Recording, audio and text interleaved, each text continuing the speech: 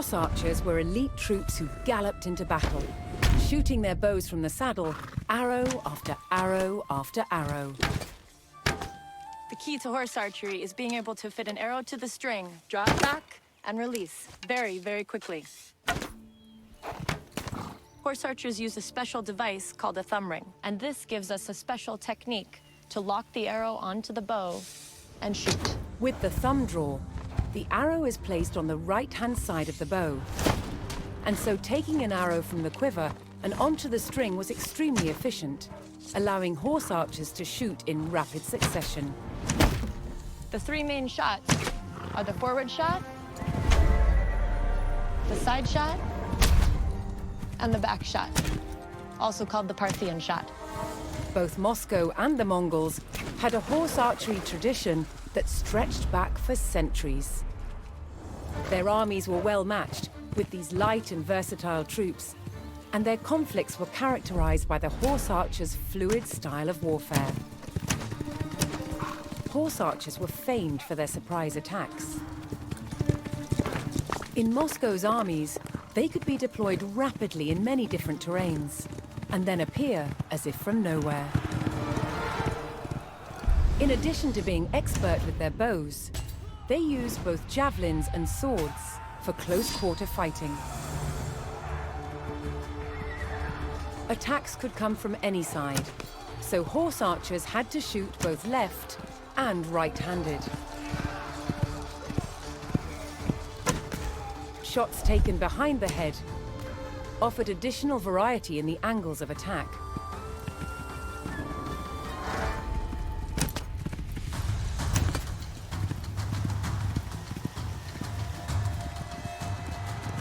They were also expert at swarming across an enemy's front to decimate his lines. They were quick to retreat, and just as quick to renew their attacks.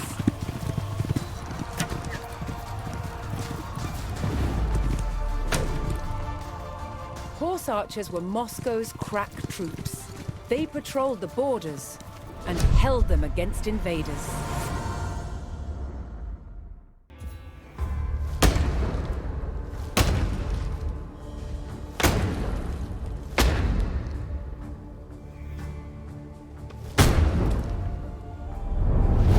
Medieval Moscow, Muscovy, was shielded by vast forests, which slowed the advance of approaching enemies. These woodlands were also an abundant source of timber for building wooden forts.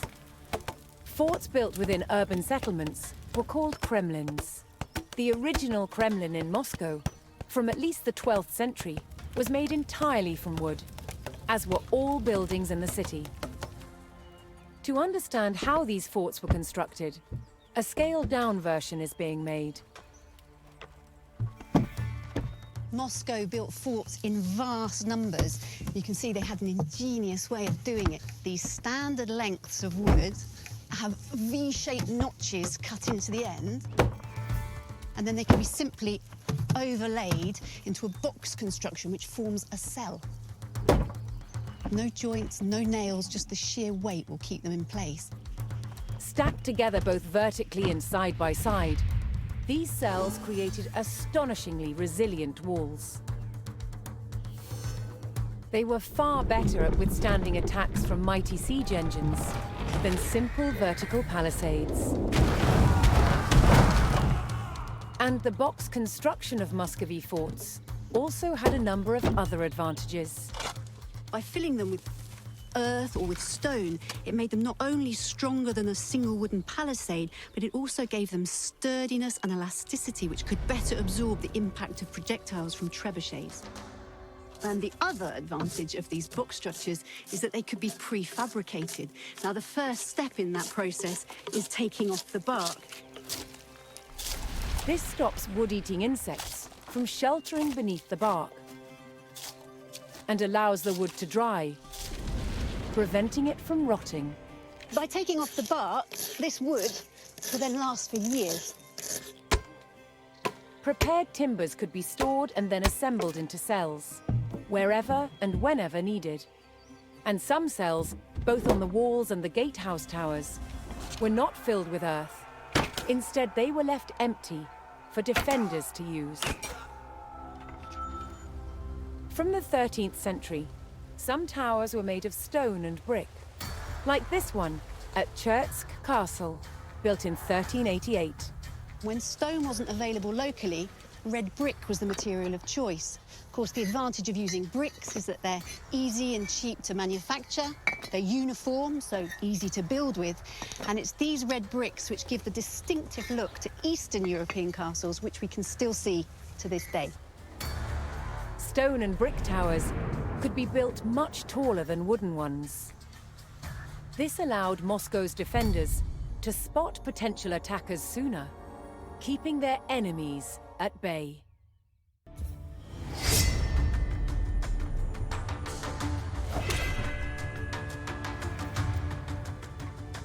The might of medieval Moscow was powered by strong arms and an unbreakable fighting spirit. Fighting with a sword and shield, eye to eye in a gritty and brutal contest, was the European way. Swords in Moscow developed along the same lines as they did in Western Europe. This is a typical sword of around 1400. It's got a broad, double-edged blade, a simple crossguard, and this heavy pommel counterbalances the blade. They were so well balanced that these powerful medieval swords were capable of being wielded with great speed and fluidity. By the 14th century, improvements in the manufacture of iron made it possible to fashion swords with longer blades. And swords like this, requiring two hands to wield, became more and more common on the battlefield. They were called long swords, and they were used with sophisticated martial techniques. It does have incredible and terrifying power. But there was another influence on Moscow. Moscow traded with the East, and Moscow fought with the East.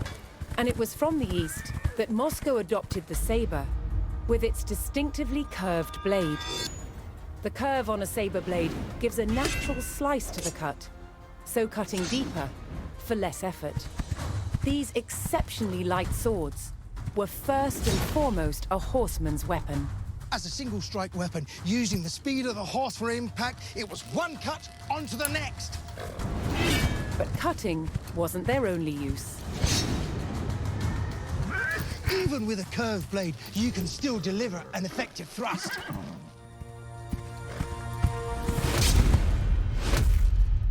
However, for all their cavalry dash, the old ways of standing firm remained part of the Muscovy way, forging a military culture that was a unique blend of West and East.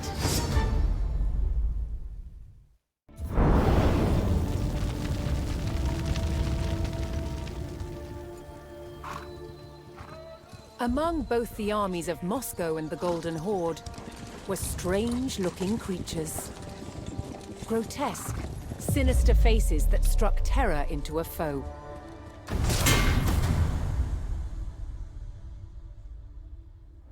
There's a very long history of making helmets with mask visors with human features in the ancient Near East. Moscow was heavily influenced by this metalworking tradition, using the art of embossing to hammer these extraordinary sculptural forms into the steel. To make these masks required highly skilled artisans. In present-day Poland, Adam Mazia is a master of the craft. The process begins with a thick, flat sheet of wrought iron.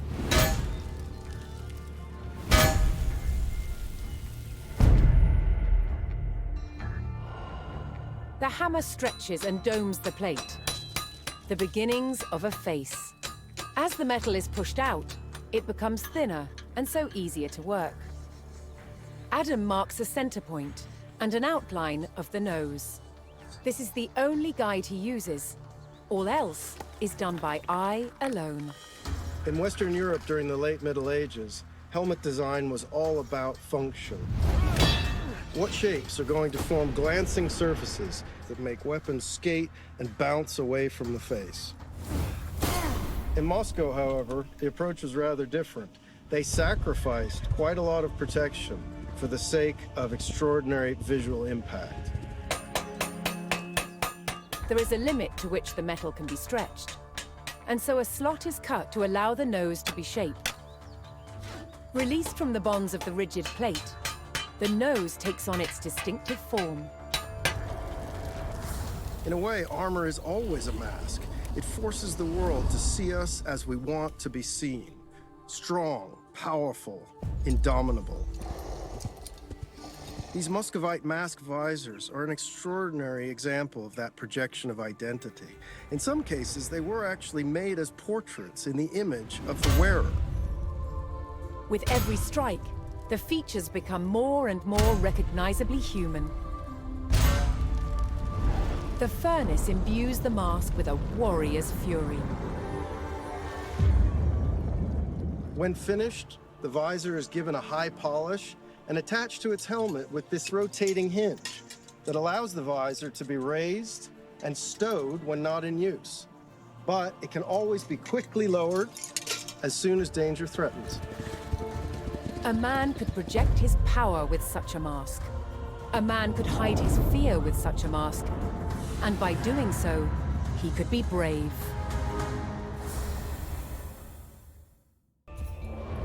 From long, harsh winters to Mongol invasions, life for Muscovite peasants was tough. But they had one crop that was vital to their survival: rye. Moscow peasants relied on cereal crops more than any other food. To separate the grain from the straw, cereals had to be threshed with a flail. This tool could also be repurposed for battle. When the Grand Prince called upon peasants to serve in the army, they would have become armed with their tools of the trade, their pitchforks and their pikes, but chief amongst their weapons would be the flail. Farming crops in a land that was covered in snow for 6 months of the year was challenging. But rye was one crop that was particularly adapted to the extreme Moscow climate. The thing about rye is it's incredibly hardy. If you can sow it in autumn, it'll grow through the winter months, even with a covering of snow on the ground. Now, Russia is famous for its long, cold winters, but it also gets very hot and dry summers, and it's in those drought conditions that rye also thrives. And it's for that reason that a majority of Moscow peasants were growing this stuff. But they didn't get to keep all of their crop. The largest rye grains were given to the Grand Princes as tax, while the rest would be used to make bread, or malted to make a nourishing, non-alcoholic drink, kvass. It's super easy to make Yeah. and cheap, really cheap. It's great for helping tired muscles recover, and it's just quite refreshing, and also helps control infections. Muscovite soldiers drank kvass as part of their daily rations. It's made by first adding ground malted rye to boiling water. After cooling, yeast culture is added, causing the mixture to ferment. This kills off any germs in the water. There you go. Around 3 days later, the kvass is ready to drink. The bubbles are really starting to come up now. Yeah. Just the yeast doing its work.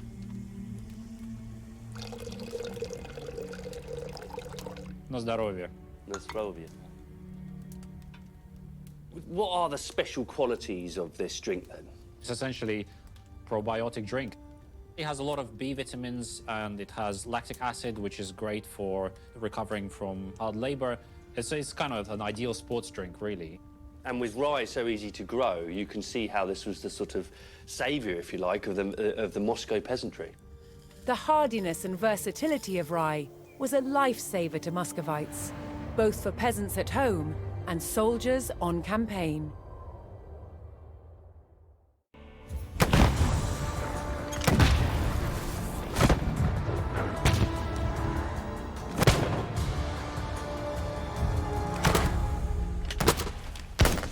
Streltsy is the Russian word for shooters. And from the late 15th century, the armies of Moscow had included regular troops, armed with an arquebus. a standard firearm in all European armies at the time. This is an arquebus. It's an early type of musket. To load it, you put a charge of black powder down the barrel. The ammunition is a lead ball. A paper wad seals the charge. Then both ball and wad are rammed home tight. To shoot the gun, priming powder is placed in the pan. The priming is lit by a match. Now, a match was originally a length of cord soaked in saltpeter, so that it burns slowly but continuously, and even in poor weather. When lit, this sends a flame through a small hole at the base of the barrel, which lights the main charge.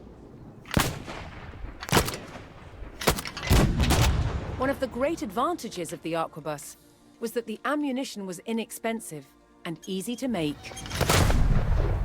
Molten lead was poured into a special mold.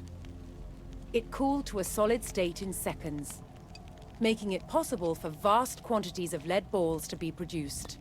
They were finished by trimming off the excess lead, which was known as a sprue.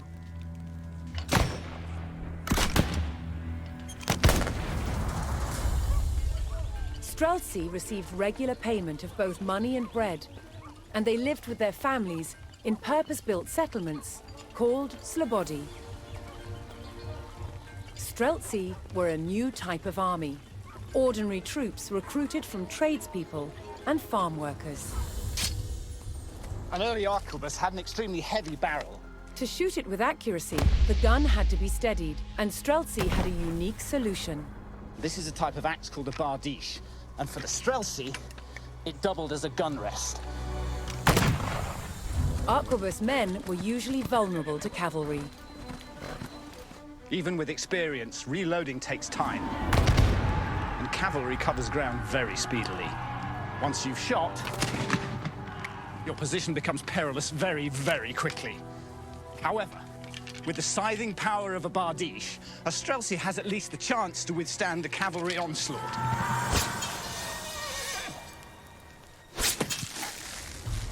It took a brave cavalryman to ride into a hail of bullets, but an even braver one to face the horror of these axes. Over time, Moscow's armies recruited more and more men armed with guns. Inexpensive troops who changed the way war was waged.